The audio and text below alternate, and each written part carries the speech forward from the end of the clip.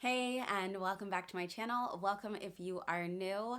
My name is Autumn. I have two little girls, Alani, who is 5, and Emmy, who is 3. And this video is going to be about what's staying the same and what changes I will be making for the start of the new year. If you are new to my channel, please make sure to hit that subscribe button and follow along on Instagram as well. We started our school year back in July, and I have a lot of videos about the curriculum that has been working for us or hasn't really been working that well for us. All of those videos are up on my channel if you missed them. This video is going to be going up after Christmas, so I hope that you and your families had a magical Christmas. I hope that it was a blessed time together, and I wish you all the best for the new year. We are currently on Christmas break right now. I talked about our December plans. We actually just finished up, and Alani made this cute little book about different countries that we learned about around the world.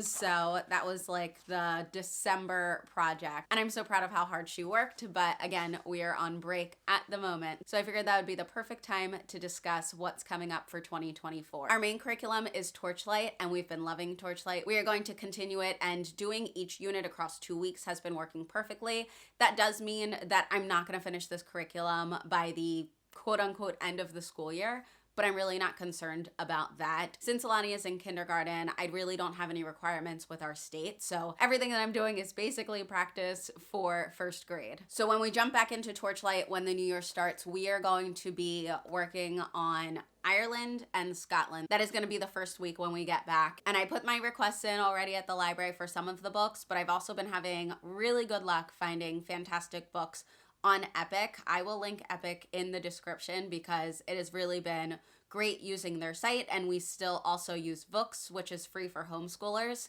So both of those websites are really helpful when it comes to finding great books on certain topics. When it comes to math, we are still using Eureka. I really liked it. I had talked previously on how I need to figure out what I want to do moving forward because Alani will finish the kindergarten curriculum before the school year is over. I think we will just start the first grade curriculum. I don't see anything wrong with that, but I do want to add more games into her math learning. So that's something that I do want to make sure I'm focusing more on. We've started adding more math related games, and I think that's really going to be great. I also mentioned in the Christmas gifts video that the girls got Osmo, which hooks up to a tablet, and that is going to be something that I use moving forward because it has a lot of educational apps. So I already have the Eureka specific math games that are free through the Zern website, and I do want to add more math games using cards and manipulatives, but now we'll also have the Osmo for me to add in some more math activities. One of the things I still really like about Eureka Math is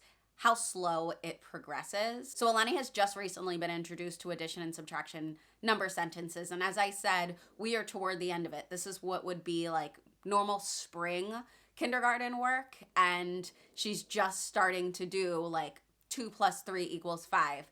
Now, the thing is, she already has those skills. She already learned those math skills and concepts and different ways to solve, but the number sentences are just now being introduced because there was so much work on developing those basic math skills. So again, I've talked a lot about how much I really like Eureka, and I just skip certain lessons if I feel that it's redundant or moving too slow. But I like that option of moving at a slower pace and easily speeding up. Sometimes I feel like if a curriculum goes too fast, it's a little hard to slow down. So I do prefer it this way. When it comes to phonics, we are still using Dash and Explode the Code. I forgot her Dash books, but I think she's on book 8 possibly right now. She's still in set 1. We've been moving fairly slowly. One, I slow things down because I was introducing more than the books were introducing just because I wanted her to have more phonics skills and not feel so frustrated. And we are also doing Explode the Code to help with that as well. But I am going to talk later in this video. I will be adding in a specific curriculum to help with her reading more. For Emmy, I'm going to be completely honest, I have not been keeping up with playing preschool, and I honestly don't know that I want to necessarily, so I don't even know if we're gonna continue doing it. I did end up purchasing little passports. I got their just regular like exploring the world one, and their animals one. So those will be coming monthly, give us something to do. I know that that is something that Emmy is going to really be interested in.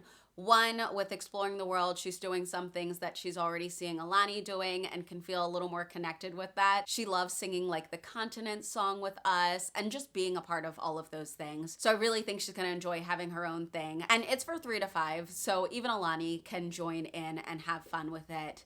And for the animals, she absolutely loves animals. Emmy is a really big fan of wildcrats and learning about all of the different animals. So getting that kit is going to be something that I know she really enjoys. And I don't know if I mentioned it when I said that Alani was getting the Osmo, but Emmy will have it as well. She's gonna have the Osmo Little Genius. I have no idea yet what my plan is for how we're going to add it in, but I will make sure to do an updated video once I have that figured out. Now I'm gonna get into the curriculum that I am going to be using with Alani and possibly with Emmy, we'll see. I looked at so much curricula, like there were just so many things to choose from. And I ended up going with Pinwheels because I really liked that it wasn't just phonics, there was more to it. I always found that when we were reading the dash books, we would already be talking about and discussing punctuation and suffixes and all of these different things, but they weren't really introduced in any way other than me discussing it with her and bringing it up. And in Explore the Code ABC, which is before the one that she's doing right now, it talked a little bit about when you capitalize letters and the difference between capital and lowercase. So those are just small things that she already knew that I felt like I was having to pull different resources to teach her more about. So I'm happy to have a curriculum that will address those things. I feel like one of the biggest things that might deter someone from this curriculum is the setup. It is a lot, but I do think that it is worth it. And there are certain things that I really do like that I didn't see in other programs. So I'm gonna talk more about that. One of the things I really like is this activity. Sometimes the words are real words, sometimes the words are nonsense words, but it can really help with those blending skills. So with the blending flip book, she would roll a die, and that would help her to know if she's flipping over a card in the first, second, or third position of the word. So this technically has more letters than she will have reached in the actual curriculum. But since we've already gone over so many letters and she does know the sounds, I didn't see an issue with putting them in. But what we are working more specifically on is blending those sounds. Another reason that I chose this curriculum is because it introduces the capital letters. So all of the letter pages that focused on the lowercase letter, I actually took that out. In doing so, it does kind of mess up the way that I would have wanted this to print. So you will see when I show you her language arts binder what I did to fix that. So we're going to be starting off with a capital letter B, and as you can see, she will be working on the formation of those letters, and then there is some copy work, and there are readers that go along with these. I haven't fully decided if I will use them, because similar to math, what I love about this curriculum is that it moves so slowly, but because Alani has already had so much exposure to writing letters and reading words, there are things that I'm going to be skipping and kind of just figuring out as we go. But if I skip to Unit 6, you will see in that unit, it talks more about sentence rules. It does also talk about using letter tiles. I have the letter tiles that I have shown before that are part of Foundations, the magnetic letter tiles,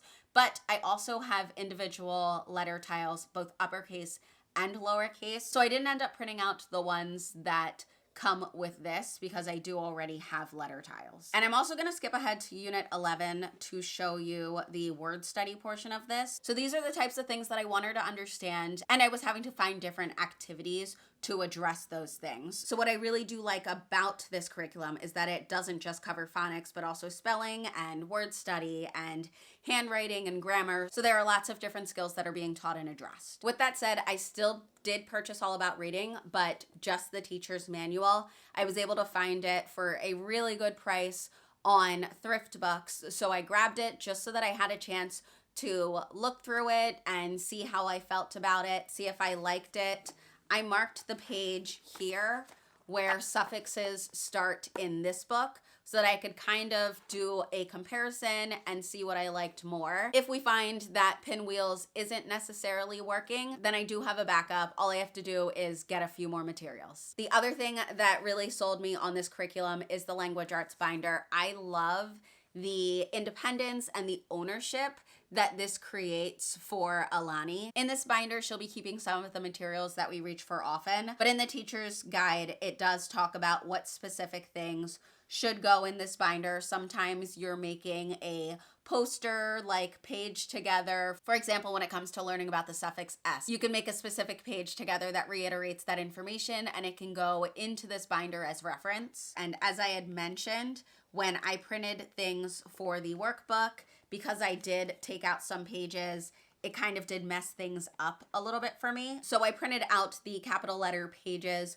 on their own. She's not going to complete them in the workbook.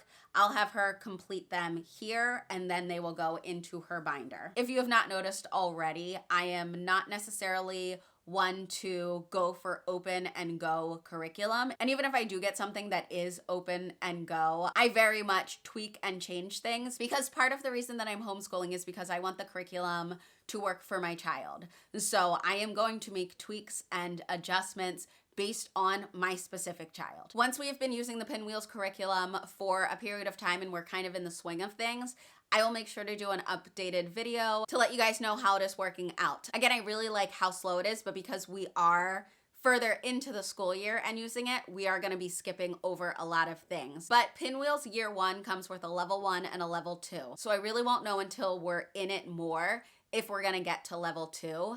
But looking over level 1, I honestly feel like there are some things that I'm going to be able to start with Emmy. I know she's only 3. I'm not going to be having her write out any letters or anything, but because of how gentle this curriculum is, I do think I'm going to be able to pull some of the things for Emmy to work on. If any of you are using Pinwheels and have any feedback or advice, please feel free to let me know in the comments. As always, if you have any questions about anything I talked about in this video, please make sure to leave the comments. If you're not yet subscribed, please hit that subscribe button, and I will see you in the next one. Bye.